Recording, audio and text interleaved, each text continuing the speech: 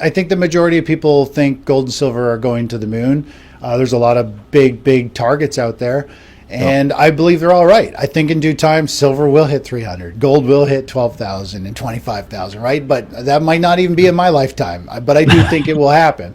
So, I mean, those big targets are really easy. I look at every target as one leg at a time. I do one measured move. This is where the next move is going. Sometimes I'll zoom out to the bigger picture and say, well, the big picture says it's going here, but let's not get carried away and get too excited about these huge targets, because as soon as you put a big target, people throw risk out the window. They get over positioned in something, and when it backfires, they suffer dramatically because they're heavily loaded, because they're kind of pie in the sky, these big dreams of huge potential, but they can't ride the roller coaster ride. So I think what we're looking for, if the dollar starts to break here and gets up to 101, 102, we are going to see gold and silver really start to sell off. It's kind of my secret recipe. That's what makes it so powerful. But again, we like to look at price action from 3 different time frames. So we want to know if we're in a bull or bear market cycle, which, we can look through the lens here, which is, it tells us when we're in a bull market. This is the weekly chart of the S&P 500. So in 2023, a new bull market started, and then there was a point where we needed to protect our capital. There was a new bull market started. So we need these multiple time cycles to come into play. Are we in a bull market? And then when we go and we look at the market from a shorter standpoint, the daily chart, is the daily chart in an uptrend? And then we zoom into the 30-minute chart and we look at the shorter term momentum and say, is the 30-minute chart in a momentum? Does it have bullish price action? So price action is number one on multiple time frames. We do use cycles as well. We like to follow the different cycle wavelengths of where the markets are going to be favorable. There's naturally upward bias or downward bias. And of course, we want to know where money is flowing. There's a lot of different asset classes that money flows in. Could be utilities, there's the precious metals space, there's currencies. And, there's risk on currencies, there's risk off currencies. You look at utilities, for example, if we go look at utilities or real estate, for example, here's IYR, the real estate ETF. The stock market has been selling off and real estate has been going up. And so there's these defensive pockets, and we want to know, is money moving out of risky stocks and into the boring sectors? Like if real estate's moving up, naturally when people are nervous, and they think their tech stocks are going to sell off, or they're miners or whatever they're into, biotech, when they get nervous, money usually has to stay in the market. That's how money management works, is they just kind of rotate. And so they don't get out of the market. They just go to a different sector. And that's why we see utilities have been moving up when there's a big down day in stocks. We see real estate moving higher over the past few days as the stock market sells off. So it's understanding the money flows and how much money is flowing to these. And if there's big money flowing to them and into multiple different defensive plays, that strengthens the sign saying, hey, this is not just a little pullback in the market and money kind of bouncing to these. It's big players are locking in gains. They're liquidating and they're moving their money to a slower asset class. The real estate ETF, utilities, they move really slow. And they're dividend paying in most cases. And that's where, when money's scared, it goes to slower moving stuff. So they don't have to worry about volatility, because it usually picks up as the stock market sells off. And so we just bring all of these things together. There's a whole kind of recipe on how we track it. But that's how we do it, is a series of sentiment and cycles and price action and money flows. Capital rarely exits the financial ecosystem entirely. Instead, it rotates. When market anxiety mounts, institutional players systematically liquidate vulnerable high-beta assets like technology or biotechnology to lock in gains. This capital routinely flows into sturdier, slower-moving defensive sectors. For instance, even during broader equity sell-offs, real estate investment trusts, REITs, and utilities frequently experience notable upward bias. These boring sectors become safe havens because they offer lower volatility and consistent dividend yields, providing savvy investors with an enduring blueprint for tracking real-time institutional risk sentiment. Yeah, I don't have the one on here, but if we take a look at the dollar is getting to a very critical point. It has been trying to carve out a base for a long time, and we can see this as two patterns. This is either a giant bear flag. If it breaks to the downside, it'll probably mean stocks are rocketing higher, all kinds of things. Precious metals will be on fire. But if it breaks to the upside, which is actually what the long-term bias is, that means we're pricing uncertainty in the markets, global uncertainty. The stock market is probably selling off. If the dollar breaks out, we're going to see a major headwind for precious metals, which would bring precious metals to those downward targets that I showed you. So the dollar is testing resistance here. We're on the cusp of, I think, a very big pop and move. We've seen, I think we could see a huge rally in the dollar, which will put pressure on metals. We've seen it in the past. We can have these very big moves in the dollar, the US dollar index. If we just go back in time, there's multiple waves, 2021 through 2022, huge move in the dollar. So I do think we're primed and ready. I think the dollar is doing one of these right now. I think it's in this type of base. So I think and feel that we're going to see the dollar up over like 116, the dollar index. And of course, that's going to wreak havoc on the equities markets. They're going to be crashing, and precious metals are going to get probably hit really hard, which I think is an amazing opportunity. I think anytime you can pick up metals at a discounted price after a big event is a great long-term position for upside. So the dollar right now is something to keep an eye on. If we start to break out above this 101 and really hold above that for a week or so, or it starts to expand and get even higher, that to me is a sign that the stock market, I think, may be putting in an actual top. We have been waiting for this for a long time. The dollar's been putting in a major bottom. Equities have been stretched higher with pretty much AI and a lot of kind of FOMO and hype, and there's just a lot of momentum.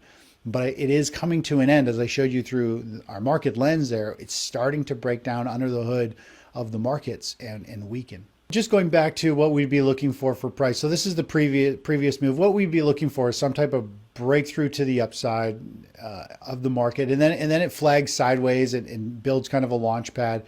Depending on where, there's a few different levels we could even draw lines here. But what we're looking for is some type of clean breakout, a big run and a big push through it. Depending on how we zoom in, we can use a few different highs. Either it pushes through it and flags out, or it does it from a higher level, a further back level. It pushes through and then flags out, and then from there it starts to run higher. So if we fast forward to today, what we would be looking for is for the dollar to push up here and then potentially take a bit of a pause, which is a bull flag pattern, and then have another leg higher. So if it cleanly breaks through and then has a nice controlled pause, it doesn't just crash right back down. It holds up. If it can hold up, and then if it starts to turn higher, that is going to be the signal, okay, like the dollar is now in a new uptrend. Look out below for stocks and commodities because it's going to move higher. So we just need a really clean break, get some distance from this resistance area, and for price to hold above it, not just get pulled right back down. You can see the previous times we get up into these levels, we end up seeing a pretty big sharp pullback, and it takes a while to recover. So the U.S. dollar index acts as a critical macroeconomic anchor and a barometer for global uncertainty. When the dollar carves out a definitive technical base, it sets the stage for massive shifts across multiple asset classes. A clean breakout to the upside signals widespread market anxiety, functioning as a severe headwind that pressures equities and commodities lower. Historically, sharp dollar rallies, such as the massive multi-wave surge seen across global markets, have catalyzed sharp corrections. Monitoring key technical resistance lines helps determine whether the broader equity market is carving out a genuine long-term top. Well, not so much 100. I think it really needs to push up to like hold above 101, maybe even poke right up to kind of this previous high over here around 102. If it can push up there and then hold its ground and do a bull flag pattern, I'll be like, okay, this is it. Like the perfect storm is brewing. Get ready for the dollar to rally, metals and stocks to fall. So that's what I'm looking for, not just the 100. The 100 level everybody's talking about, and that is kind of the breakout level, the just in that 100 range. But what we want to see is it clearly break through that 101, 102, and then pause. It's not about trying to profit from the breakout. We want to clearly see it break out and hold, and then get in afterwards. And the way I like to look at the markets, a lot of people try to pick tops and bottoms. And the way I look at the market is you go to a different country and you get to a train station, you can't read the signs, you don't know the language, and the train is sitting there. You have no idea. There's arrows literally pointing in both directions. You don't know which way it's going to go. That is what gold and silver are doing right now. That is what the dollar is doing. What I like to do is let the thing start moving, prove that it's actually going that way, and then run and jump on. And so that's where we're at. And a lot of people want to be active. They think they always need to be in trades. So we just need to let the dollar here cleanly break out, hold up for a week or two, or build a pattern, and then we can be like, okay, it is going in this direction, and that's the same for gold and silver. So it's sitting on your hands waiting patiently for a trade to set up versus trying to just, get in and guess before it actually picks a true direction. Successful trading demands disciplined patience over constant market exposure. Instead of attempting to predict absolute tops or bottoms, a chaotic gamble akin to guessing the direction of an unmarked train, strategic investors wait for verified momentum. A valid breakout requires an asset to push cleanly past resistance levels and hold its ground, establishing a structural launch pad or bull flag pattern. By waiting for a clear breakout and a controlled pause rather than chasing the initial spike, traders protect their capital. Entering a trade only after a direction is proven ensures you ride the established momentum. So we've been long the SPY and the QQQ for quite a while. We've scaled out. We have a very small position left in the S&P 500 position. The rest is sitting in cash on the sidelines right now. We've pretty much liquidated as we hit a 12.5% target last week, a week and a half ago on the SPY, and so we're sitting with liquidity, waiting for an opportunity. And we do that quite often, like anywhere from 20 to 40% of the time each year, we're sitting in cash waiting for the next opportunity. We don't want to just be exposed to the markets when it's trendless. We want to make sure when our money's in, it's on a train moving. And so that's what we do. We patiently wait. And I love cash.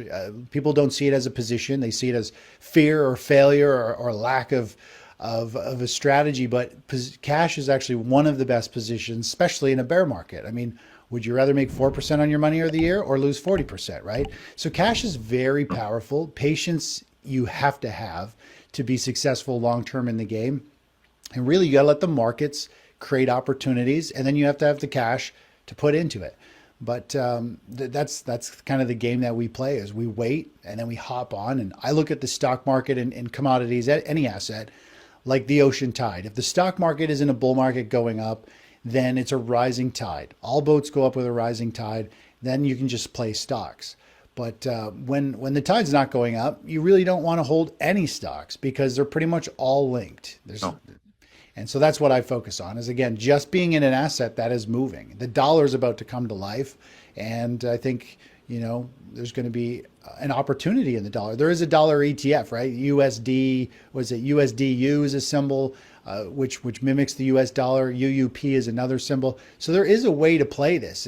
And when you look at the dollar here, it actually has, it has potential to rally 8, 10 plus % over the next potential several months, which isn't huge, but I'll tell you, it is pretty darn good if everything else is collapsing and falling in price. It really starts to stand out. In periods of trendless or declining markets, holding cash is a position of strength, not a failure of strategy. Sitting on the sidelines with liquidity, sometimes comprising up to 40% of an annual portfolio allocation, shields wealth from severe drawdowns. Preserving capital during an equity crash positions investors to exploit deep discounts later. Financial longevity relies on a simple premise. A guaranteed minor yield on cash vastly outperforms a catastrophic double-digit loss in a bear market. When the tide turns, having immediate liquidity allows you to deploy capital into highly favorable conditions. I think the majority of people think gold and silver are going to the moon. There's a lot of big targets out there. And I believe they're all right. I think in due time, silver will hit 300. Gold will hit 12,000 and 25,000, right? But that might not even be in my lifetime. But I do think it will happen. So, I mean, those big targets are really easy. I look at every target as one leg at a time. I do one measured move. This is where the next move is going. Sometimes I'll zoom out to the bigger picture and say, well, the big picture says it's going here, but let's not get carried away and get too excited about these huge targets, because as soon as you put a big target, people throw risk out the window, they get over positioned in something, and when it backfires, they suffer dramatically because they're heavily loaded, because they're kind of pie in the sky, these big dreams of huge potential, but they can't ride the roller coaster ride. So I think what we're looking for, if the dollar starts to break here and gets up to 101, 102, we are going to see gold and silver really start to sell off. Those downside targets I gave you are just the first set of downside targets. If we do see this dollar really start to rip higher, it really depends on what breaks the market. So if it's just momentum and the tech bubble bursts, I think we could see gold, silver sell off with all of this temporarily. Gold and silver could have a very quick, sharp drop and actually hit those targets. Like they could hit them in like a week or two. And then maybe they start to stabilize and actually start to put a bottom in. So I do think the downside potential for metals is very quick. We could see it go down there. I mean, I was talking with a member today. We were on a hike this morning, about 5:30 this morning, and we were talking about metals. And I was like, I liquidated all my physical metals up near the peak, and I'm like, we could see a very sharp drop over the next couple of weeks in silver and gold, which I need to reload. I feel very exposed and naked not having physical metals because I've had them like my entire life. And so I'm itching to get back in. And so I think you need to be ready to pull the trigger, because we could see a very big, quick drop in gold and silver that honestly could happen in one big day. It could be a big opportunity and some big flush out, and everybody will say, oh, it was manipulated. But I mean, the charts are pointing to that happening again. We see these huge moves happen quite frequently in different assets and things like that. So I think, the dollar breaking Chris, out is I know that. pressure. Sorry, go ahead. I was just saying the dollar going up is going to put a lot of pressure on metals, and I think we've got a lot of downside potential in metals. If I wouldn't bet on falling pricing, but it'll be an opportunity to pick up at a lower price. Precious metals are best utilized as a long-term macro insurance policy rather than a vehicle for speculative greed. While astronomical long-term targets float around the industry, a realistic strategy navigates metals via major multi-year supercycles. Accumulating physical gold and silver when undervalued provides a critical buffer against systemic threats, currency devaluation, or sudden infrastructure failures. Limiting metals to roughly 10% of a portfolio prevents overexposure to volatile swings. If fiat systems buckle, the surging value of physical metals offsets losses elsewhere, maintaining overall generational wealth. Everybody's got their own situation, their age, the amount of capital they have, where their money is stuck, right? And in real estate, different things. The way that I've played it is I look at gold, I do navigate it differently than I do the stock market. So I look at gold as major super cycles. It's kind of early 2000s was the first major phase where I got involved. And then we went through the 2008, this first move up. Then we went into this bearish environment. Gold broke into a new super cycle in 2019, which is when I loaded the boat on metals. I also picked up a lot in 2020, the crash, a lot of silver on the crash. And now we've come to this kind of what is a euphoric kind of super cycle peak, which is where I've exited my physical metals. And now I want to let it figure itself out. It can also be seen as something like this. This is the scenario. We could go into something where it takes a long time to come back. The markets love to do what the majority of people don't think is going to happen, right? And who knows? We could see metals trade sideways or lower for a long time and sell off. But the way I look at it is we've just had a super cycle to the upside. We had a euphoric phase. Whether that is a 2008 euphoric phase and it kind of sells off, or is it 2011 that takes forever to recover, I'm not sure. But when I move into metals, I try to buy them when they are what I believe is fairly undervalued, or they're starting a new bull market. So if things come down, I will start to accumulate at that Fibonacci target at 3,600 is a level where I'll say, you know what, I'm gonna start to build a position. And if it keeps dropping or basing over time, I will add to it. And my portfolio, I mean, it was probably, up near this peak here, it ended up being about 10%, maybe 12% of my portfolio value. It was a much smaller percentage, but metals skyrocketed, so it instantly grew and became a big chunk. And so, me, that's about maximum. Like I don't swing for the fences with metals. I look at it as an insurance plan, like buying insurance for your house. It's just a thing Yeah. about the government. It's about currencies blowing up. If the internet goes down, we're screwed because we all tap with our phones. And I'll never forget the story. We had the internet go out in Canada, went Canada wide, it went down. We only have a couple carriers. The biggest carrier went down, and I had to go from my office in town, find somebody with a different internet connection. And I remember I sat down and this guy came to me. He goes, "Chris, how's it going?" I had no idea who he was. He was a fund manager who happens to follow me.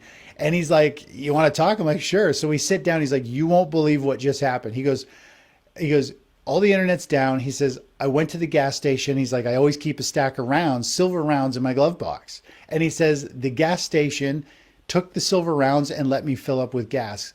And it just goes to show you need to have physical metals on you, because all we need is one chaos. The internet goes down or the power goes out. And it literally comes back to push and shove. It's, if you got a gun, you'll get what you want, right? Or if you have physical metals, you can actually barter for it.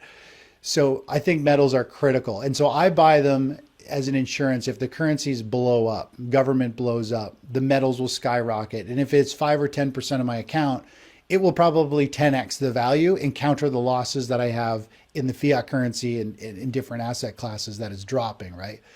So that's how I look at it. I'm looking to move in and out in 10, 15 year increments if I can play these big waves and kind of go from there.